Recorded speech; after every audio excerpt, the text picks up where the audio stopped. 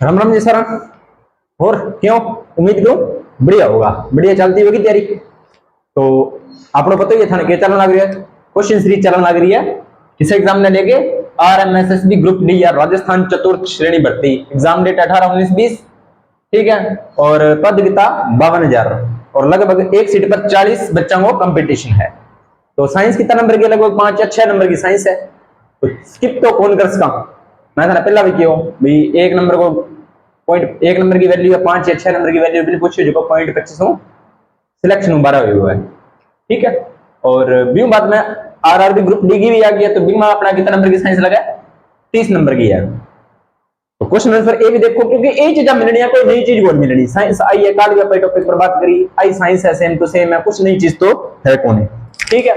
और देखो मैं क्लास बनावा था बताओ है, कई बार क्लास में डिस्टरबेंस आ जाए तो बिंग आज मैं कुछ रीजन बता दूं। कई बार अब देखो एक ही फोन है, ठीक है, तो भी फोन में ही आपका वीडियो बनावा, बीच में फोन डाउन हो जाए तो चलती वीडियो बंद हो जाए, पता तो लगे कौन भी वीडियो बंद होगी, ठीक है। कई बार चल तो अब वीडियो पढ़ाने लग गया, चल तो माइक बंद हो जाए, तो फिर वो पढ़ाई सारो सारो बेकार हो जाए।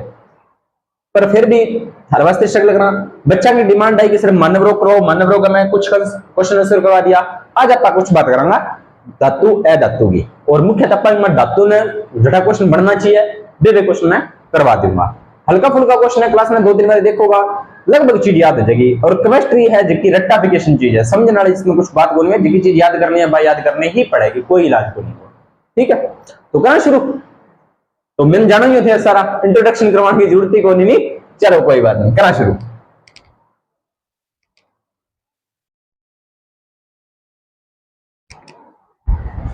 ठीक है जी, करते हैं शुरू। पहला क्वेश्चन क्या है, सर्वाधिक विद्युत चालक धातु, सर्वाधिक विद्युत चालक धातु। चलिए जी, पहले अपने विद्युत चालकता की बात कर लेते हैं।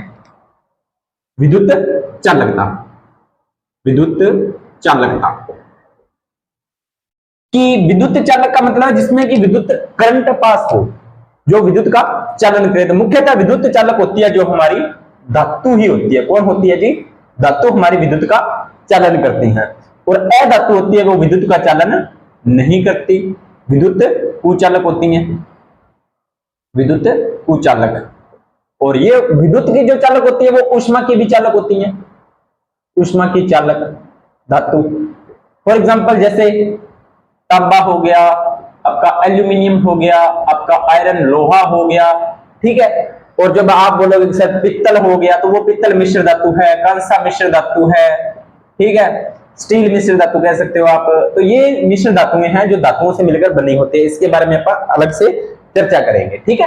अभी आपको सिर्फ विद्युत चालकता समझनी है। तो जो धातु होती है उनके अंदर क्या पाए जाते हैं, उनके अंदर प्यारे बच्चों पाए जाते हैं मुक्त इलेक्ट्रॉन। क्या पाए जाते हैं जी, मुक्त इलेक्ट्रॉन पाए जाते हैं। और ये ही मुक्त इलेक्ट्रॉन हमें विद्युत चालकता को दर्शाते हैं, ठीक है, समझ में आया होगा।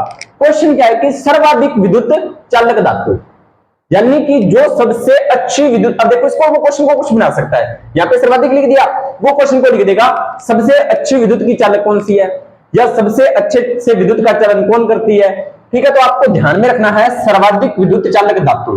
तो पहले तो आपको यही बात ध्यान रखनी चाहिए कि जो विद्युत का चालन करेगी ना वो क्या होगी, धातु होगी। पहली बात तो आपको ये ध्यान में रखनी है। दूसरी बात, अब इसने सर्वाधिक पूछ लिया, वो सबसे अच्छी भी पूछ सकता है। तो आपकी होती है जी चांदी। क्या होती है जी, चांदी। ये वो चांदी नहीं है जो होती है, ये चांदी धातु है, सिल्वर, जैसे जिसके आभूषण बनते हैं, ठीक है। क्या बनते हैं जी, आभूषण भी इसके बनते हैं, चांदी के आभूषण बनते हैं। लेकिन यहां पर तो क्या दिया, सर्वाधिक विद्युत चालकता। अब चांदी को प्यारे बच्चों साइंस में सिल्वर कहते हैं। क्या कहते हैं जी, सिल्वर। और इसका सिंबल होता है, बड़ा लिख देता हूं मैं, Ag। Ag मुझे चांदी की पायल लिया दो नी, हो गया याद, सिंबल भी याद करवा दिया साथ के साथ ना। Ag मुझे चांदी की पायल लिया दो जी, चांदी की पायल लिया दो जी, ठीक है। तो विद्युत चालक। अब आपको पता है विद्युत चालक, सर्वाधिक विद्युत की चालक अच्छी कौन होती है जी, आपकी चांदी होती है, सिल्वर होती है, ठीक है। अब इसकी बात यहां पर मैं एक चीज और क्लियर कर देता हूं कि चांदी के आभूषण। अब इसके अलावा एक धातु और होती है सोना। ये सोना बाबू वाला सोना नहीं है भाई, और ना ये स्लीपिंग वाला सोना है, ये सोना धातु है जिसे आप बोलते हो गोल्ड, ठीक है। क्या बोलते हो, गोल्ड बोलते हो। तो ये जो गोल्ड होता है ये शुद्ध कितने, अगर ये शुद्ध गोल्ड की बात करें तो ये 24 कैरेट का होता है। कितने कैरेट का होता है? 24 कैरेट का।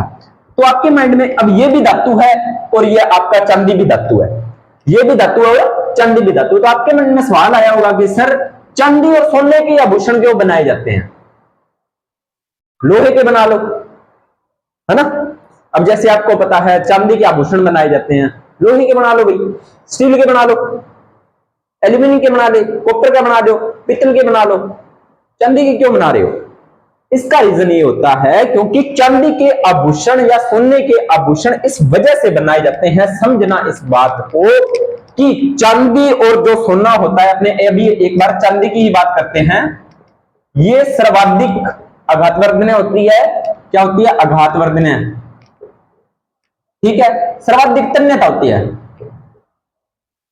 सर्वाधिक तन्यता, इस चीज को समझना।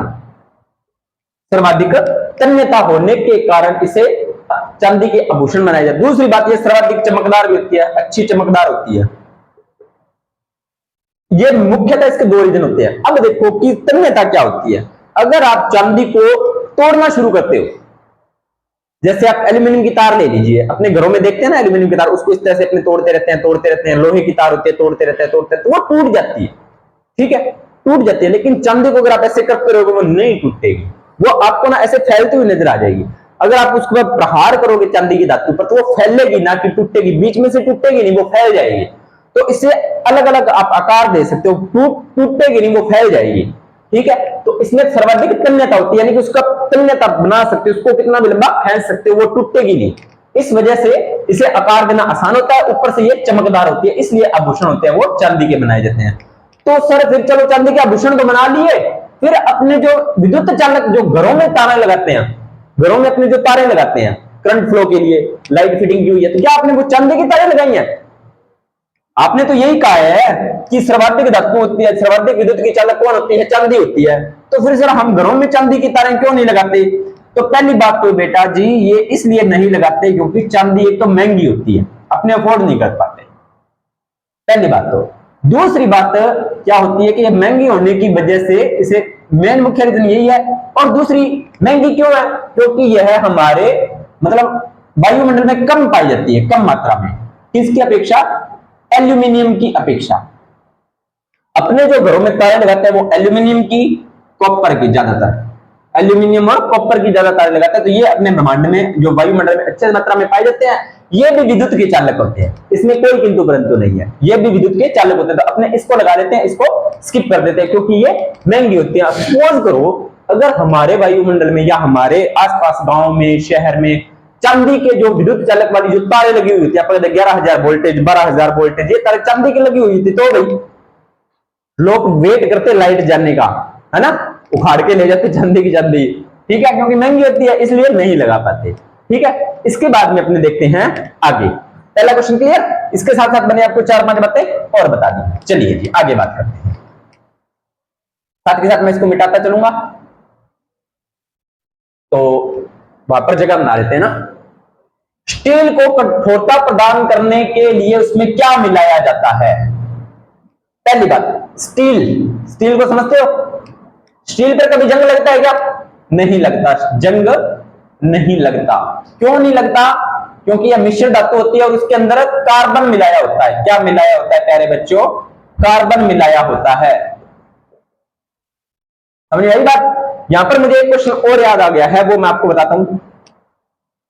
रेल की पटरी, रेल की पटरी देखी है? सभी ने देखी होगी।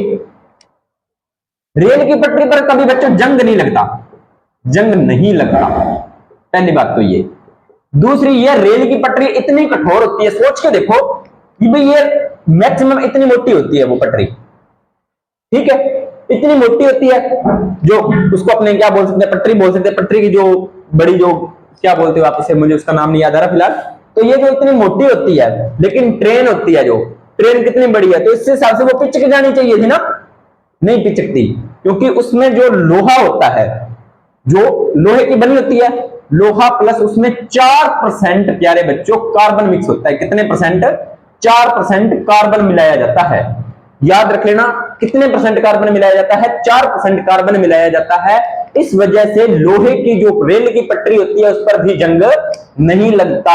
ये बात एग्जाम में एक बार क्वेश्चन पूछा था शायद, और ये क्वेश्चन मैंने देखा था खान सर की वीडियो में। ठीक है, अच्छे से करवाते हैं वो, बहुत अच्छा करवाते हैं। तो उनकी वीडियो मैंने ये बात नोटिस की थी, और उसके बाद मैंने इस टॉपिक को पढ़ा तो ये मेरे टॉपिक आगे आ गया। ठीक है, तो आपको ये भी ध्यान में होना चाहिए। तो स्टील में क्या, स्टील को कठोरता, स्टील पता है आपको कठोर होती है, रेल की पटरी भी कठोर होती है, तो इसमें क्या मिक्स किया होता है? इसमें कार्बन मिक्स किया होता है। क्या मिक्स किया होता है? कार्बन। अगला क्वेश्चन है, अगला क्वेश्चन क्या है? वायु में हाइड्रोजन का दहन। देखो ये हमारा वायुमंडल है, और वायुमंडल में अगर हम H2 को जलाएंगे, अब H2 क्या है? H2 को हाइड्रोजन बोलते हैं। पहली बात तो क्या बोलते हैं? हाइड्रोजन। परमाणु क्रमांक 1। ठीक है, S1 का तत्व होता है, S ब्लॉक का तत्व होता है, इलेक्ट्रॉनीय विन्यास 1s1 होता है। इलेक्ट्रॉनीय विन्यास 1s1, S ब्लॉक का तत्व नाम होता है हाइड्रोजन, परमाणु क्रमांक 1। अब ये हाइड्रोजन को बोलते हैं प्यारे बच्चों अवारा तत्व। अवारा तत्व, बस जगह मिलनी चाहिए, है ना? अवारा फिर रहा है, जगह मिलनी चाहिए। एस ब्लॉक में भी जहां जगह मिलेगी वहां चला जाएगा, बहुत खुश नसीब है बेचारा। ठीक है, इसको भविष्य का ईंधन भी बोलते हैं। क्या बोलते हैं? भविष्य का ईंधन। क्या बोलते हैं जी? भविष्य का ईंधन। अब इसे भविष्य का ईंधन क्यों बोलते हैं? इसे भविष्य का ईंधन क्यों बोलते हैं? क्योंकि यह गैस अवस्था में पाया जाता है। पहली बात तो वायुमंडल में बहुत मात्रा में पाया जा रहा है, यह भी कोई दिक्कत नहीं है। ठीक है, ब्रह्मांड में बहुत मात्रा में ये पाया जा रहा है। सूर्य पर जो नाभिकीय संलयन अभिक्रिया होती है वो इसी की वजह से होती है, उस पर अलग से चर्चा करेंगे अपने। ठीक है, क्योंकि सूर्य इसी की वजह से चमकता है, क्योंकि हाइड्रोजन और हाइड्रोजन मिलकर हीलियम का निर्माण करते हैं, और उससे ऊर्जा निकलती है, जो कि हमें टेम्परेचर, जो हमें सूरज की गर्मी होती है वो हाइड्रोजन प्लस हाइड्रोजन मिलने से हीलियम बनता है, इससे ऊर्जा बाहर निकलती है, तो वो होती है नाभिकीय संलयन। लेकिन अपने बात कर रहे हैं हाइड्रोजन को जब वायु में जलाएंगे, किसमें जलाएंगे? हाइड्रोजन प्लस वायु। रासायनिक विज्ञान करवाता हूं मैं, नीचे ध्यान देना। ये जलाने का सिंबल होता है, इसको हाइड्रोजन को जलाया तो यहाँ पर H2O प्राप्त हो जाएगा। क्या प्राप्त हो जाएगा? H2O, यानी कि जल। क्यों प्राप्त हो जाएगा? क्योंकि वायुमंडल में प्यारे बच्चों ऑक्सीजन होता है। हाइड्रोजन जो तत्व होता है वो होता है ज्वलनशील तत्व। क्या होता है जी? ज्वलनशील तत्व। और ऑक्सीजन होता है जलने में सहायक। कोई चीज जल रही है तो उसको जलने में सहायता प्रदान करता है ऑक्सीजन। दोनों मिलते हैं और जल का निर्माण कर लेते हैं। तो ये मैंने रासायनिक और भौतिक परिवर्तन में आपको ये चीज क्लियर करवाई थी। ठीक है, तो आपको यहां क्या, वायुमंडल में हाइड्रोजन का दहन H2O प्राप्त। H2O होता है आपका जल का सूत्र। ठीक है, उसके बाद में अपने एक बात और कर लेते हैं इसी के साथ साथ में। चलिए,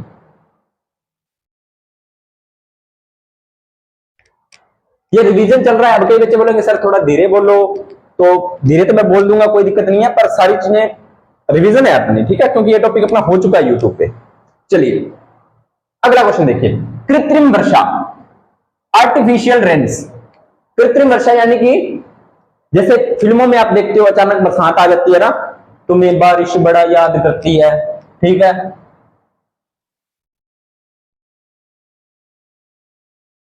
तो कृत्रिम वर्षा तुम्हें बारिश बड़ा याद करती है, और भी जैसे बरसात के दिन आए हैं, तो ये सारे जो फिल्मों में जो कृत्रिम वर्षा करवाई जाती है वो होती है सिल्वर आयोडाइड से। किससे? सिल्वर आयोडाइड से करवाई जाती है कृत्रिम वर्षा। तो कृत्रिम वर्षा सिल्वर आयोडाइड। चलिए आगे बात करते हैं। इतनी बातें क्लियर? ये अपने पास स्पेस बन गया। आगे आगे और करते चलते हैं। सबसे हल्की धातु, सबसे हल्की धातु होती है प्यारे बच्चों लिथियम। सबसे हल्की धातु लिथियम। कितने, इसको लिखा जाता है Li से। कितने नंबर पे आता है? 2। परमाणु क्रमांक 3। कितने पे? 3।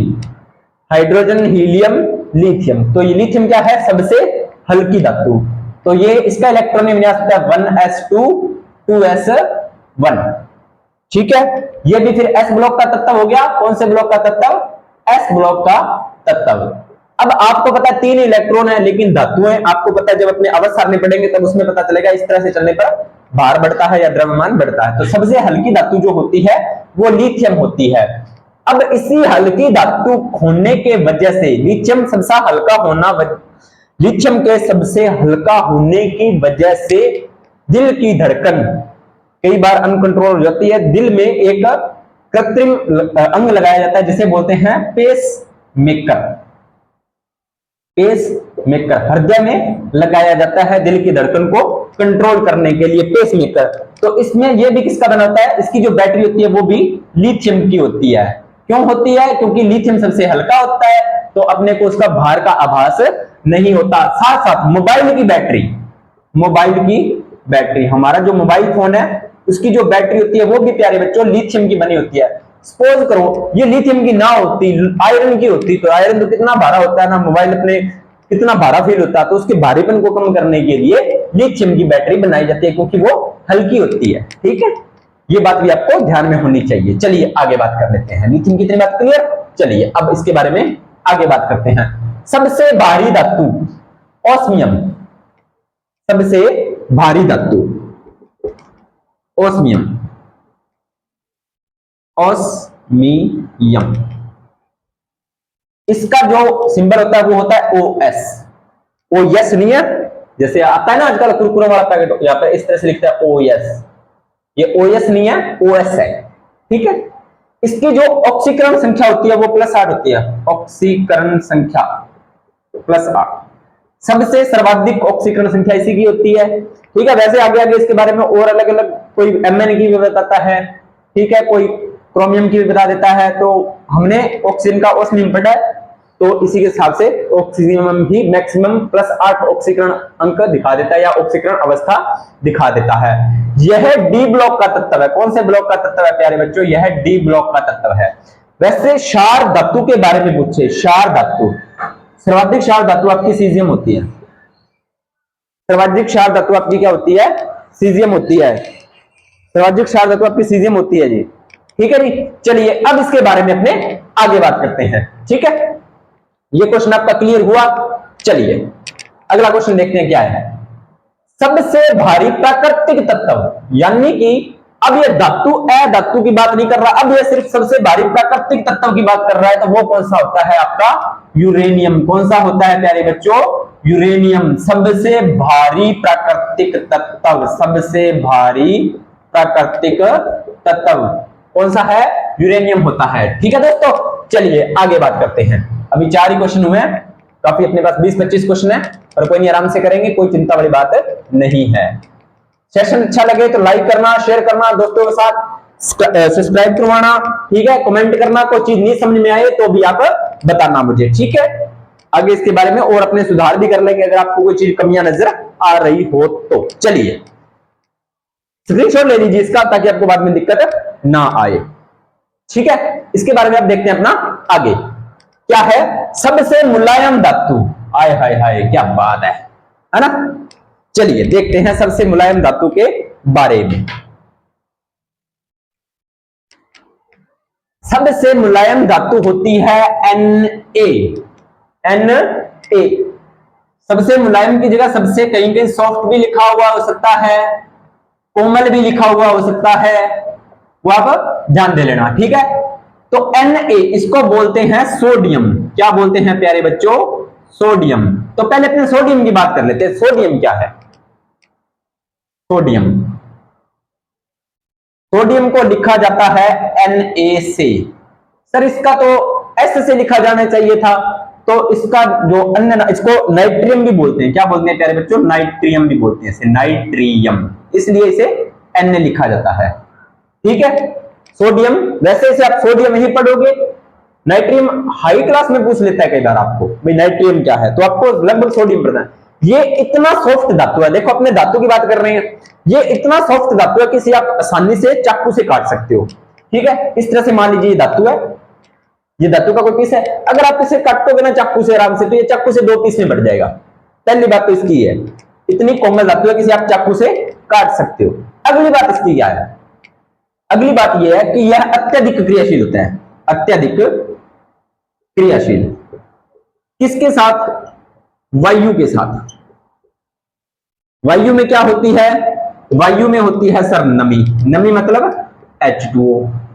ठीक है, अत्यधिक क्रियाशील होने के कारण यह वायु में अगर इसे खुला छोड़ दिया जाए तो यह आग पकड़ देता है।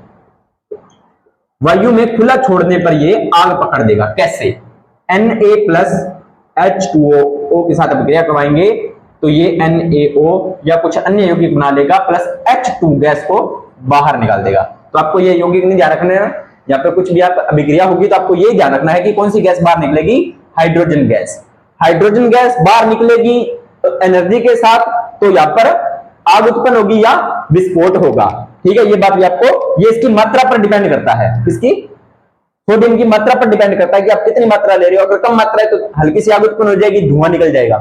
ठीक है, अगर ज्यादा मात्रा है, ज्यादा पानी है तो ये विस्फोट के साथ भी निकल सकता है। ये बात भी आपको ध्यान में होनी चाहिए। तो आपको इतना ही ध्यान में रखना है कि सर्वाधिक क्रियाशील होने के कारण यह इसे खुले में नहीं रखा जाता। तो इसे कहां पर रखा जाता है सर? इसे केरोसिन के, इसमें केरोसिन में रखा जाता है। पिछली क्लास में मैंने बताया था केरोसिन में रखा जाता है। ठीक है, दूसरी सॉफ्ट धातु की बात करें तो ये होता है आपका के यानी कि पोटेशियम। के यानी कि पोटेशियम। सर यहां पर भी के का फिर के इसका पी आना था, पोटेशियम क्यों? तो क्योंकि इस के को प्यारे बच्चों कैलियम बोलते हैं। क्या बोलते हैं? कैलियम। तो कैलियम कोमल के सबसे सॉफ्ट, याद हो गया कैसे? के फॉर कैलियम, के फॉर पोटेशियम, के फॉर कोमल सबसे धातु होती है। ये आपको उम्मीद करता हूं समझ में आ गई होगी। सबसे मुलायम धातु सोडियम और पोटेशियम। ठीक है, एन और Na और के। चलिए आगे बात करते हैं। इतनी चीज समझ आई। चलिए इसके बारे में अपने अगला क्वेश्चन देखते हैं। अगला क्वेश्चन क्या है? चलिए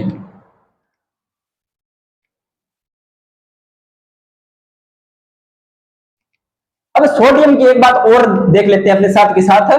क्या होती है कि सोडियम सोडियम प्लस क्लोरीन के साथ अभिक्रिया करके NaCl बना देता है। क्या बना देता है? NaCl। और ये होता है सोडियम क्लोराइड। क्या होता है प्यारे बच्चों? सोडियम क्लोराइड होता है, जिसे बोलते हो आप साधारण नमक।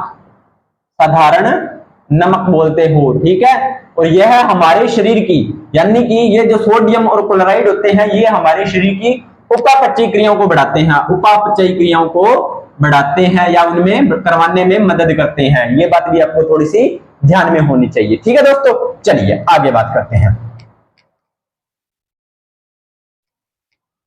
अब अगला क्वेश्चन देखिए क्या है? विद्युत चुंबक बनाने के लिए कौन कौन सी धातु उपयोग होती है? तो मुझे एक बात बताइए, चुंबक का बनना कौन सा परिवर्तन है? सर चुंबक का बनना तो आपने बताया था भौतिक परिवर्तन बताया था, शायद नहीं है भाई, कंफर्म है कौन सा परिवर्तन है? चुंबक का निर्माण भौतिक परिवर्तन है। ठीक है दोस्तों, चलिए अब अगला चीज देखते हैं अपने। एक सेकंड,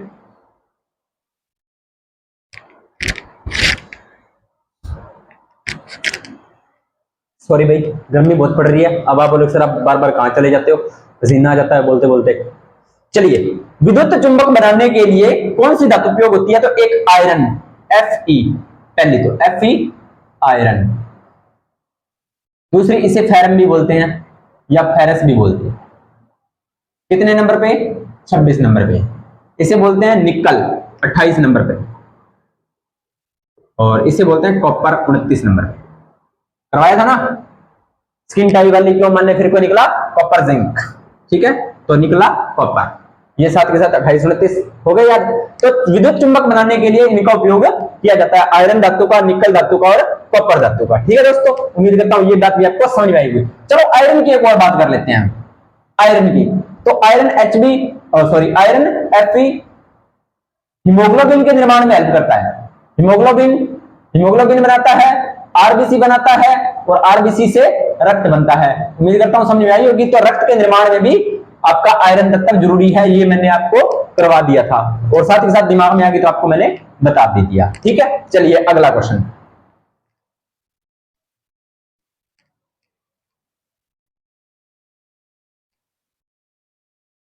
भविष्य की धातु, भविष्य की धातु होती है टाइटेनियम। कौन सी?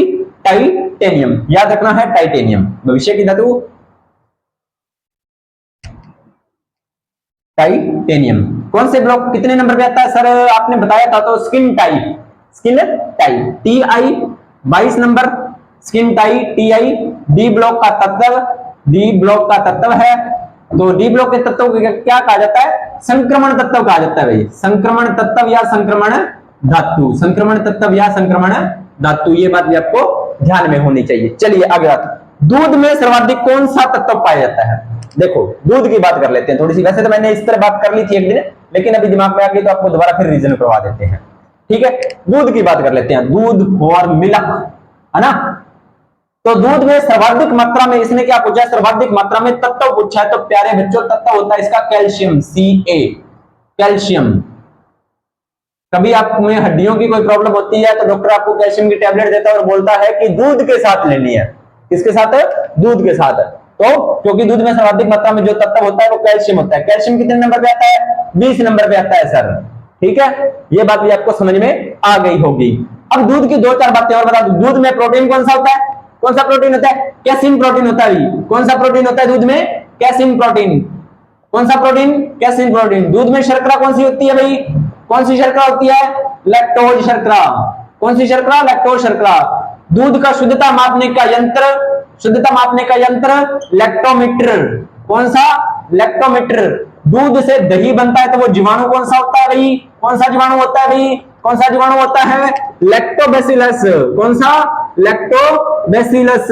ये बात भी आपको ध्यान में होनी चाहिए। फटाफट रिवीजन करके मैं आपको सारी चीजें करवा रहा हूं, उम्मीद करता हूं आपको समझ में आई होगी। ठीक है, कॉपी पेन रखें, वीडियो को अगर बस सुनते जाएं, सारी चीजें आपको करवाई हुई हैं, बस सुनते जाना और कुछ नहीं करना, बस वीडियो को पूरा देखना, आपके बहुत क्वेश्चन तैयार होने वाले हैं। चलिए अगला क्वेश्चन देखते हैं। आतिशबाजी में हरा रंग। आतिशबाजी आपने उड़ाई होगी दीपावली पर, तो आपको पता है, ये मैं एक बार आतिशबाजी बनाता हूं, ठीक है, सही तो नहीं बनेगी मुझे पता है। यहां पर आपने आग लगाई, आतिशबाजी जाएगी ऊपर, तो गुरुत्वाकर्षण का कौन सा नियम लगता है? क्रिया प्रतिक्रिया का नियम। कौन सा नियम?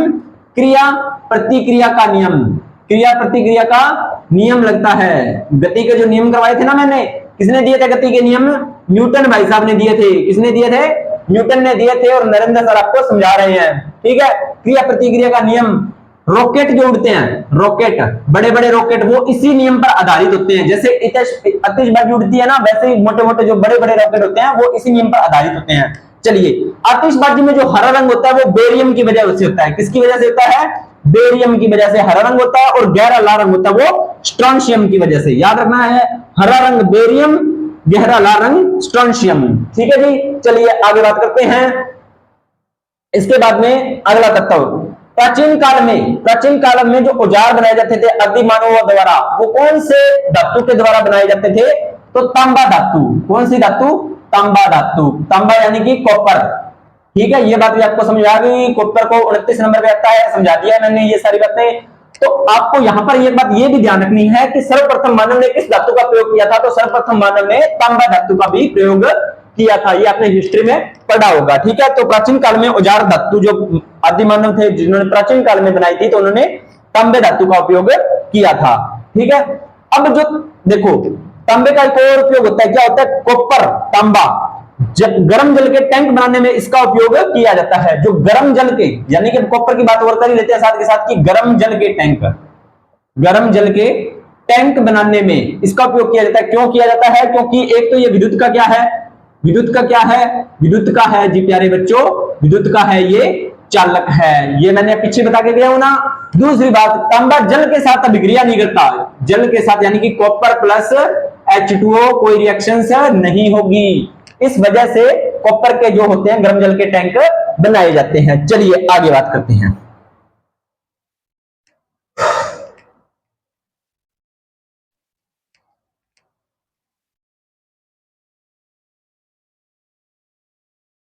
देखो प्यारे बच्चों, 2 मिनट ब्रेक लेते हैं। तो उम्मीद करता हूं आपको ये जो मैंने पढ़ाया है वो समझ में आया होगा। ठीक है, अभी अपना इसका छोटा सा इसी क्लास में खत्म करेंगे। इसी के साथ साथ ही कोई स्किप नहीं, क्लास को किसी ने स्किप नहीं करनी है। ठीक है, आप 1 मिनट पानी वगैरह पी लो, आपके पास 1 मिनट का टाइम है, इससे मैं आपसे 1 मिनट बातें कर लेता हूं। अब बातें तो क्या करनी है, रिकॉर्डेड क्लास है ना।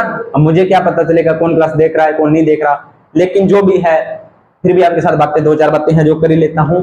आपको पता है रेलवे ग्रुप डी का एग्जाम है, आगे और भी लैब असिस्टेंट का एग्जाम है, और भी एग्जाम आने वाले हैं। ग्रुप जो आपका इसका ग्राम सेवक का एग्जाम है, सभी के एग्जाम कैलेंडर जारी हो चुके हैं।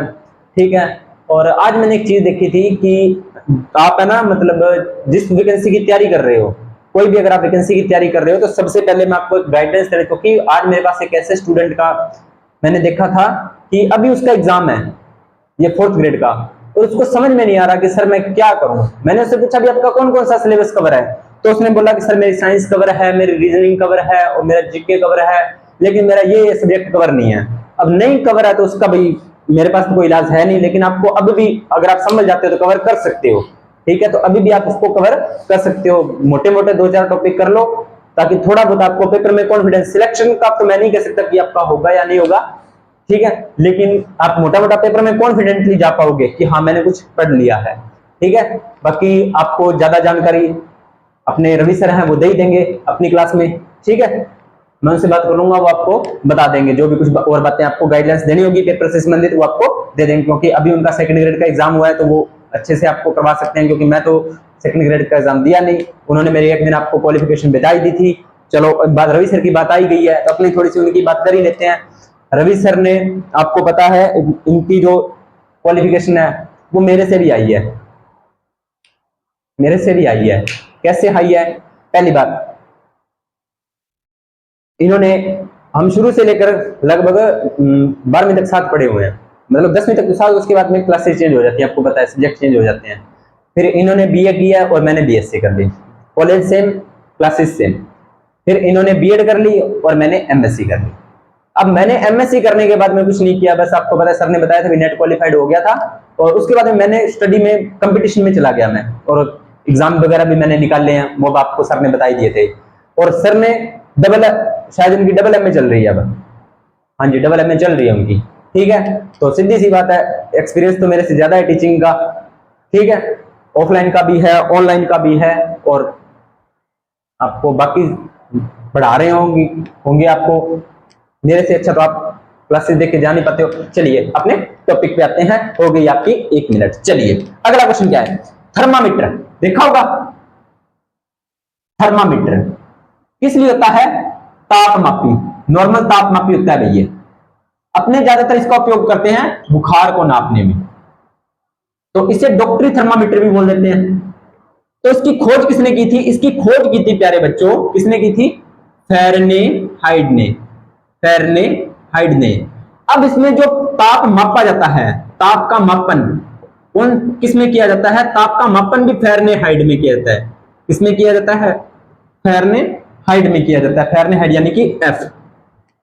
इसमें जो धातु भरी होती है कौन सी? पहली बात, इसमें धातु होती है, कौन सी धातु होती है जी? पारा, पारा, मरकरी और Hg।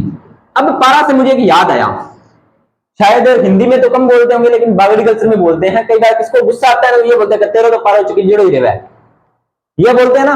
तो सीधी सी बात है, जब थर्मामीटर में ताप बढ़ता है तो उसमें पारा का जो लेवल होता है वो हाई हो जाता है, पारे का जो लेवल होता है वो हाई हो जाता है, क्योंकि यह धातु कमरे के ताप पर द्रव अवस्था में होती है, कमरे के ताप पर। खास बात अभी नोट कर लेना, कमरे के ताप पर द्रव अवस्था, और कमरे का ताप कितना होता है प्यारे बच्चों? 23 डिग्री सेल्सियस होता है। कितने डिग्री? 23 डिग्री सेल्सियस होता है। तो कमरे के ताप पर ये एकमात्र ऐसी धातु है जो कमरे के ताप पर द्रव अवस्था में होती है। साथ के साथ बता देता हूं, कमरे के ताप पर द्रव अवस्था में अधातु, अधातु द्रव अवस्था कौन सी होती है जी? ब्रोमीन होती है। याद रख लेना, पूछा गया क्वेश्चन, साथ ही साथ याद आ गया तो आपको बता देता हूं। तो थर्मामीटर में धातु पारा, मरकरी, Hg ऊष्मीय प्रसार का उच्च गुणांक होता है, इस वजह से भरी होती है। क्यों होता है? क्योंकि पारे का जो ऊष्मीय प्रसार गुणांक उच्च होता है, ऊष्मा को फैलने का जो गुणांक होता है वो इसका सर्वाधिक या उच्च होता है, इस वजह से इसमें भरी होती है, ऊपर से ये द्रव अवस्था में होती है, ठीक है। चलिए आगे बात करते हैं। भविष्य का ईंधन हाइड्रोजन होता है, बता ही दिया मैंने, ठीक है। नाभिकीय संलयन, ये सारी बातें अपने कर ली थी। चलिए इसके बारे में अपना अगला देखते हैं, कौन सा क्वेश्चन है। सबसे कठोर धातु प्लेटिनम होती है भाई, प्लेटिनम, प्लेटिनम सबसे कठोर, सबसे कठोर, सबसे कठोर धातु होती है जी प्लेटिनम। क्या होती है जी? प्लेटिनम होती है, ठीक है। स्क्रीनशॉट लीजिए।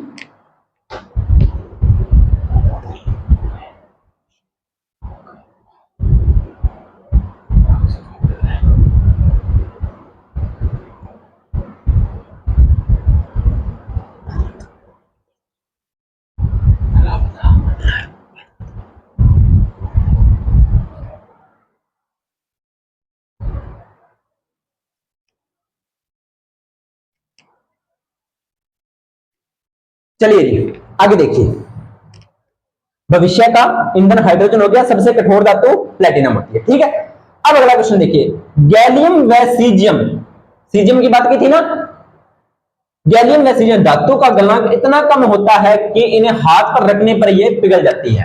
क्वेश्चन क्या पूछेगा, क्वेश्चन ये पूछेगा ऐसी कौन सी धातु है जो हाथ पर रखने से पिघल जाती है, और पूछा हुआ क्वेश्चन है, तो आपको याद रखना है गैलियम और सीजियम। गैलियम और सीजियम ऐसी धातु है, गैलियम और सीजियम ऐसी धातु है ये दोनों कि इसे आप हथेली पर रखोगे ना तो ये पिघल जाएगी, तो ये पिघल जाएगी। क्यों? क्योंकि इनका जो गलनांक होता है वो बहुत ही कम या बहुत ही निम्न होता है। ठीक है, मानव निर्मित। अब अगला क्वेश्चन है प्लूटोनियम, प्लूटोनियम यह जो तत्व है ये प्रकृति में नहीं पाया जाता, प्रकृति में नहीं पाया जाता, तो सर इसने मानव ने बनाया था। अब मानव ने, मैंने तो बनाया नहीं है, कोई वैज्ञानिक नहीं बनाया। ठीक है, वैज्ञानिकों द्वारा निर्मित। ठीक है, ये अपनी एक स्लाइड इधर वाली पूरी होती है। चलिए अब अगली स्लाइड पर बात कर लेते हैं। सर ये तो लंबा ही बहुत गया ना क्वेश्चन। देखो आपको मैं सीधा सीधा लाइन लिख के छोड़ सकता था, पढ़ लेते थे, उसका मजा नहीं आता ना। मैंने एक एक क्वेश्चन को लगभग 20-30-40 क्वेश्चन है, लेकिन यहां से 100-150 क्वेश्चन मैंने आपको करवा दिए हैं। ठीक है, चलिए आगे बात करते हैं। अगला क्वेश्चन है सोडियम वाष्प लैंप में क्या उपयोग होता है। सोडियम वाष्प लैंप एक प्रकार का लैंप होता है। ठीक है, यह उपयोग किया जाता है प्यारे बच्चों सड़कों पर, सड़कों पर लाइट के लिए, सड़कों पर लाइट के लिए प्रयुक्त किया जाता है। क्यों प्रयुक्त किया जाता है? क्योंकि इसमें जो प्रकाश होता है ना वो एक वर्णीय होता है। वैसे प्रकाश में कितने रंग होते हैं? वर्ण का मतलब होता है प्यारे बच्चों, वर्ण का मतलब होता है रंग। यहां पर क्या लिखा है? एक वर्णीय। तो इसमें जो प्रकाश होता है वो एक वर्णीय होता है। एक वर्णीय, इसमें प्रकाश कौन से कलर का होता है? पीले कलर का। एक वर्णीय हो गया। अब ये जो प्रकाश होता है एक वर्णीय होता है। अब एक वर्णीय है तो इसके सामने चाहे कुछ भी आ जाए, जैसे प्रकाश की वर्षा की बूंद आ गई तो एक वर्णीय क्या फैलेगा, क्या टूटेगा? कुछ नहीं टूटता। तो ये एक वर्णीय होता है, यानी कि इसका प्रकाश का अपघटन नहीं होता। तो ये बात आपको ध्यान में रखनी है। ठीक है, चलिए अधात्री, अधात्री होती है जो अयस्कों में पाई जाने वाली अशुद्धि। ये आपको जियोग्राफी में भी सर ने करवाई होगी, जहां से आपने पढ़ी है जियोग्राफी। ठीक है, तो अधात्री होती है जो, मैंने भी धातु वाले चैप्टर में आपको ये बताया था इसके बारे में। तो अयस्कों में, अयस्क क्या होते हैं? जिससे हमें धातु का निष्कासन करके अपने धातु प्राप्त होती है। खनिज होते हैं, खनिज के अयस्क होते हैं। ठीक है, तो उसका अयस्कों से, अयस्कों में जो शुद्धता तो होती है ना। अब जैसे अयस्क, अब मैं समझाता हूं आपको। देखो ये गेहूं का खेत है आपका, ये आपने गेहूं की खेत बोई हुई है, इसमें गेहूं लगे हुए, सपोज करो। ठीक है, अब आपको इसमें क्या चाहिए? इस गेहूं के दाने ही तो चाहिए। आपका मेन फोकस क्या है? यही है ना, गेहूं है। लेकिन आपको इसे सारे को संभालना पड़ेगा, यानी कि पहले आप इसकी पूरे की कटाई करोगे, फिर उसको अलग करोगे, तो ये सारी प्रोसेस करना। अब जो आपके लिए पत्तियां हैं, ये पौधे हैं, ये आपके काम का है नहीं है। आपको सिर्फ गेहूं निकालिए। अब बची हुई चीज आपके लिए अधात्री का काम करेगी। किसका काम करेगी? अधात्री का काम। ठीक है, तो इसमें पाई जाने वाली अशुद्धि।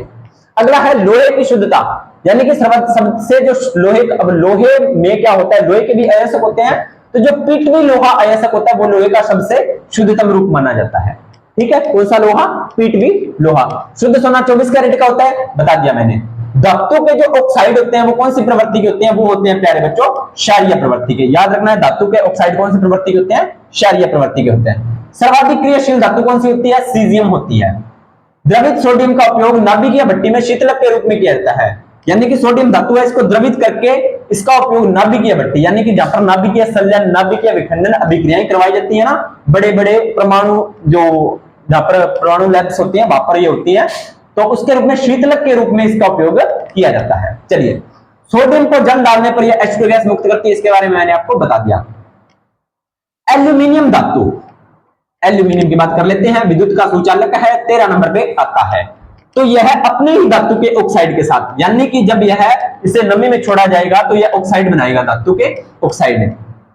इसका बनेगा Al2CO,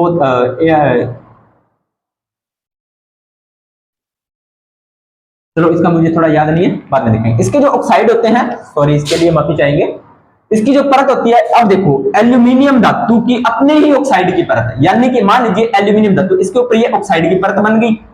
अब ये अपने साइड के परत से ये एल्यूमिनियम धातु क्या रहेगी, सुरक्षित रहेगी। ये वेरी इंपॉर्टेंट है। इस्पात में जंग संरक्षण के लिए क्रोमियम को मिलाया जाता है।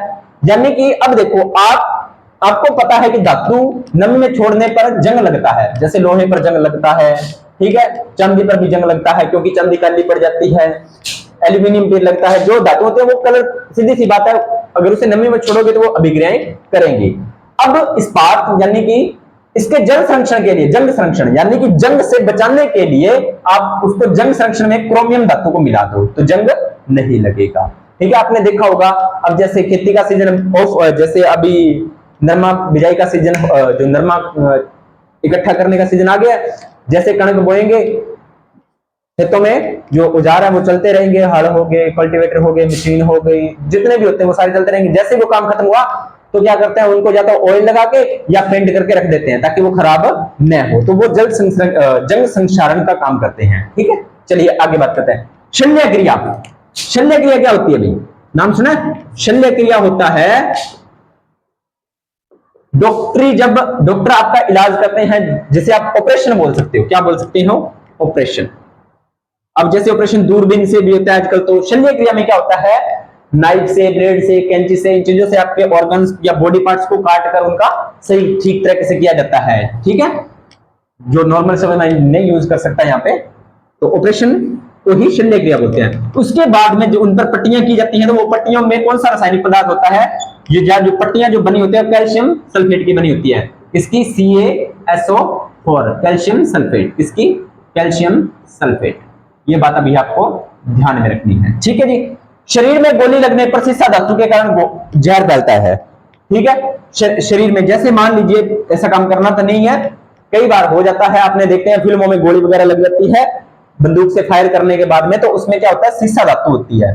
ठीक है, उस सीसा धातु हमारी बॉडी में एंटर होती है और उस सीसा धातु एंटर होने के कारण बॉडी में जहर फैलता है और जो आदमी होता है उसकी डेथ हो जाती है। मोबाइल फोन की बैटरी लिथियम धातु की बनी होती है, बता दिया। मतदाता, अभी पता है आपको, चुनाव हुए हैं, कुछ होते हैं, कुछ हो रहे हैं, कुछ हो गए होंगे, कुछ होएंगे, अपने उसके बारे में भी चर्चा नहीं करनी है। लेकिन हम जब जो बंदा मतदान करने जाता है उसे क्या बोलते हैं, मतदाता। मत का मतलब होता है वोट। ठीक है, तो जो आप मतदाता होते हो, तो आप वोट देके आते हो ना, तो आपके इस तरह से, आपके सामने बनाऊं, इस तरह से एक निशान लगा देते हैं ऐसे, ताकि आप दोबारा वोट देने ना जा पाओ। तो वो स्याही होती है, वो बिल्कुल पक्की होती है। ठीक है, वो स्याही होती है, वो बिल्कुल पक्की होती है। वो किसकी बनी होती है, वो होती है AgNO3, सिल्वर नाइट्रेट। किसकी होती है, AgNO3, सिल्वर। Ag आपको पता है सिल्वर होता है, शुरुआत में बता दिया था मैंने, सिल्वर नाइट्रेट, NO3 बोलते हैं नाइट्रेट को, प्यारे बच्चों। ठीक है, सर्प विषरोधी, सर्प विषरोधी, सर्प का मतलब होता है प्यारे बच्चों सांप, विषरोधी का मतलब उसको जहर को रोकने वाला, विषरोधी का मतलब होता है जहर को रोकने वाला, सर्प विषरोधी। ये होता है आपका ओरिक, जिसमें जो दवाई होती है वो होती है ओरिक क्लोराइड। कौन सी, ओरिक क्लोराइड। ये बात भी आपको ध्यान में होनी चाहिए। ओरिक क्लोराइड यानी कि क्या होती है आपकी AuCl2, AuCl2, ये भी आपको ध्यान में रखनी है। ठीक है, आपको मैं एक चीज और बताता हूं, ध्यान रखा करो भाई खेतीबाड़ी करने वाले बच्चे। और सर्प, आजकल पता है बारिश का मौसम चल रहा है, तो खेतों में नमी है, शाम को ठंड होती है, तो वो बाहर निकलते हैं अपने बिलों से। तो मैं आपको एक चीज बताना चाहूंगा, तो 1 मिनट वेट करना, आपके लिए कुछ है, 1 मिनट।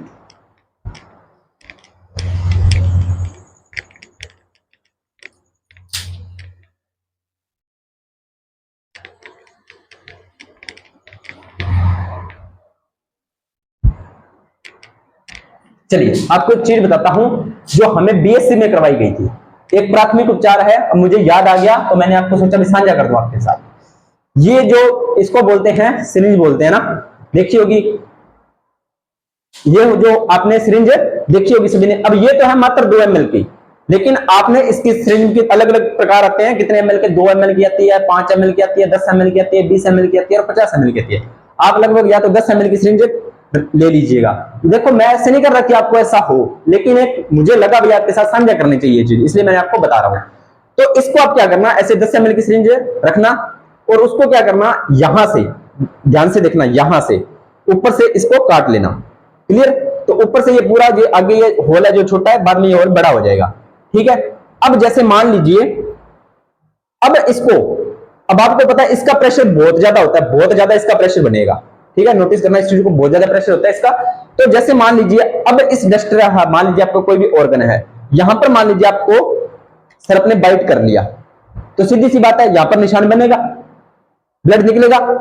तो आप क्या कीजिए, उसके घाव को यहां से गहरा कर दीजिए, क्या कर दीजिए, उस घाव को गहरा कर दीजिए। घाव को गहरा किया यहां से, तो ऊपर में आपने काटा हुआ, अब उसके ऊपर इस तरह से आपने सिरिंज रख देनी है और इस तरह से आपने खींचना है इसको पीछे की ओर, इस तरह से।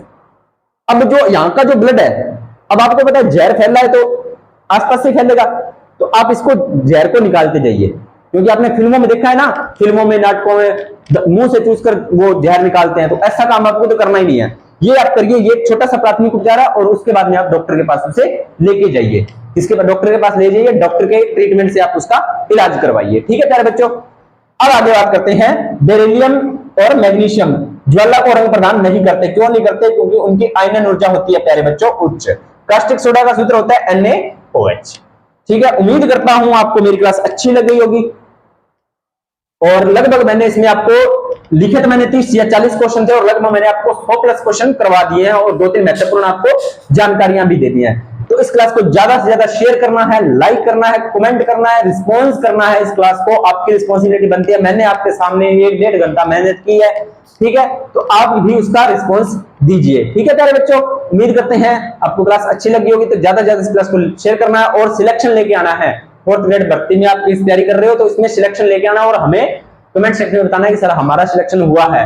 और जब आप एग्जाम देके आओ तो मुझे बताना कि सर कराई क्लास में से साइंस के इतने क्वेश्चन हमें मिले हैं, ताकि मुझे भी अच्छा लगेगा, ठीक है। तो मिलते हैं नेक्स्ट क्लास के अंदर, तब तक धन्यवाद।